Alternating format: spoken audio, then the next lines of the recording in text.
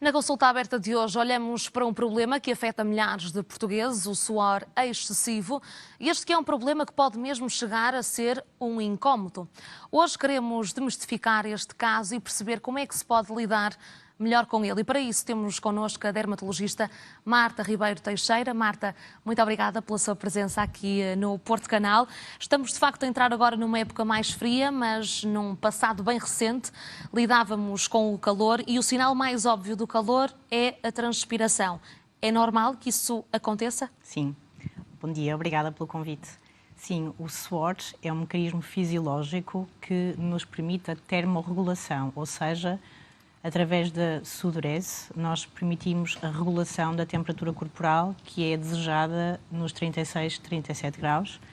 E, portanto, o suor é uma resposta normal e fisiológica ao aumento da temperatura corporal, quer pelo aumento da temperatura exterior, quer pela prática de exercício físico. Portanto, sim, é um mecanismo fisiológico saudável e normal. E, de facto, as pessoas suam por diversos motivos, entre eles o calor, o exercício físico e também, acredito, diferenças emocionais e períodos de maior instabilidade. Este suor é diferente para cada um destes motivos ou é a mesma transpiração que falamos? É a mesma transpiração que estamos a falar, exatamente. E depois olhamos também para aquilo que dizia que é normal transpirar, mas há determinados pontos que podem ser sinais para um suor excessivo. Quais é que são eles? Sim, a chamada hipersudorese ou hiperidrose, ou seja, o aumento patológico da secreção de suor por parte das glândulas sudoríparas é realmente uma doença e ela acontece para além daquilo que seria necessário para a regulação da temperatura corporal. Aí estamos perante uma patologia e é a chamada hiperidrose. E ela acontece por diversas razões. Na maioria dos casos é idiopática, é a chamada hiperidrose primária, sem causa subjacente.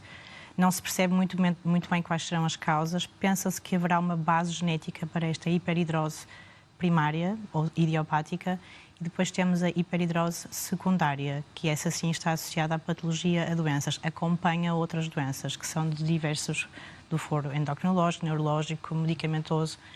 E sim, essa é a hiperidrose que convém realmente em consulta. E quais são os sinais para estarmos mais atentos?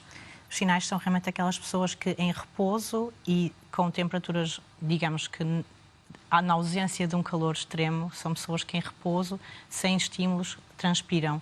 E transpiram ou de forma localizada, classicamente axilar, palma ou plantar, ou então realmente de forma generalizada.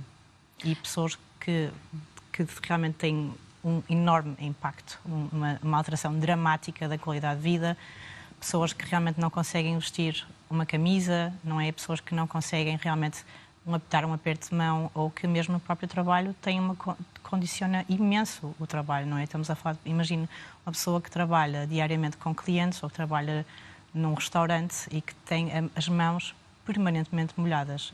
E como é que podemos controlar essas doenças? Há alguma forma de haver um tratamento? Sim. Portanto, em primeiro lugar, é necessário o diagnóstico, não é? Nós, na consulta, através da anamnese, do exame físico, do teste de termorregulação, nós, até através de análises laboratoriais, fazemos o diagnóstico da hiperidrose, não é? Saberemos aquilo que é a hiperidrose normal, a sudorese normal e a hiperidrose. E depois, no caso, estarmos perante uma hiperidrose, de classificarmos como localizada ou generalizada, primária ou secundária, vamos passar ao tratamento. O tratamento são as medidas gerais de prevenção, nomeadamente a escolha do vestuário adequado, eliminar substâncias que aumentam a transpiração, como cafeína, como o tabaco, como o álcool e comidas picantes. Depois estamos a falar de antitranspirantes locais, classicamente os sais de alumínio. Depois estamos a falar também de aplicar cremes com anticolinérgicos, com a iontoforese, como, por exemplo, a aplicação da toxina botulínica, que é realmente um game changer na hiperidrose. Depois temos fármacos anticolinérgicos orais e temos, em último caso, realmente quando a terapia falhou, temos a chamada simpatectomia laparoscópica torácica, que é a intervenção cirúrgica. Há pouco de manhã falávamos em equipa que às vezes o suor pode ser uma questão hormonal e que depende muito de pessoa para pessoa. Mas porquê que há pessoas que de facto suam mais, outras que suam menos e outras que nem sequer têm vestígios de suor no dia-a-dia? Isso é uma boa questão, uma questão difícil de responder. Portanto, existe uma variedade, é realmente individual.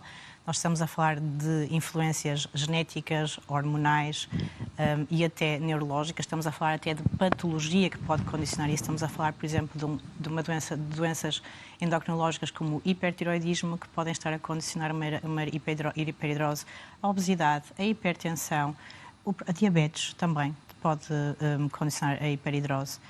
E estamos a falar, por exemplo, de doenças neurológicas com lesões de nervos, com uma doença de Parkinson. Estamos a falar, às vezes, de síndromes paraneoplásicos. É muito importante, realmente, em caso de hiperidrose, excluir patologia, no fundo, cancerígena. Ou seja, eu dou um exemplo clássico de suores noturnos, aí que temos que excluir, realmente, patologia como um linfoma, como a tuberculose, também as próprias doenças infecciosas podem condicionar a hiperidrose. Portanto, nós temos que fazer realmente esta diferenciação e temos às vezes que na anamnese perceber se há fármacos, se há medicamentos que os pacientes estão a tomar que podem fazer esta hiperidrose.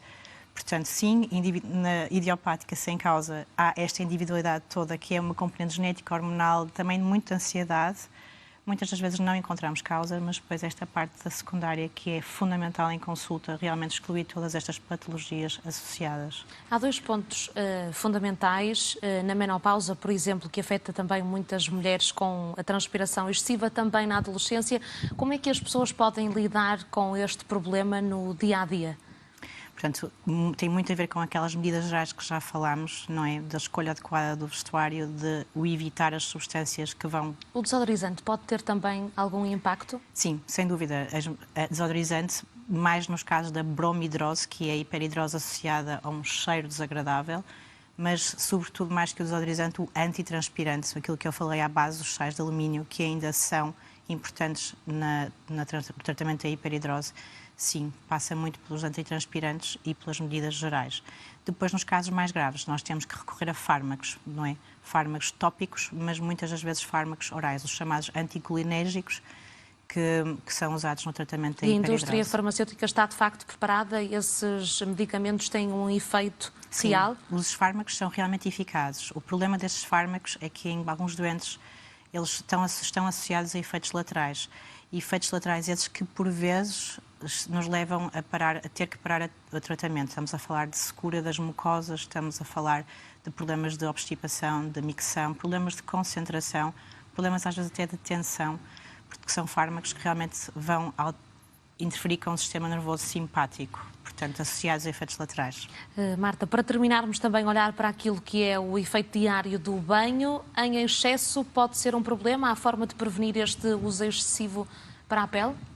Digamos que o banho em excesso, os doentes que sofrem de hiperidrose tomam banho em excesso, é um facto, e isto leva realmente à xerodermia, que é a secura da pele, problemas de eczema. Portanto, isto é tudo um bocado uma bola de neve, porque o próprio suor excessivo pode levar a eczema, mas depois o banho excessivo também pode levar a problemas de eczema, pele seca, sim. Mas o banho excessivo não vai tratar de toda a hiperidrose. Muito bem, doutora Marta, muito obrigada por estes esclarecimentos que acredito que tenham sido muito úteis. Obrigada e boa semana. Obrigada, igualmente.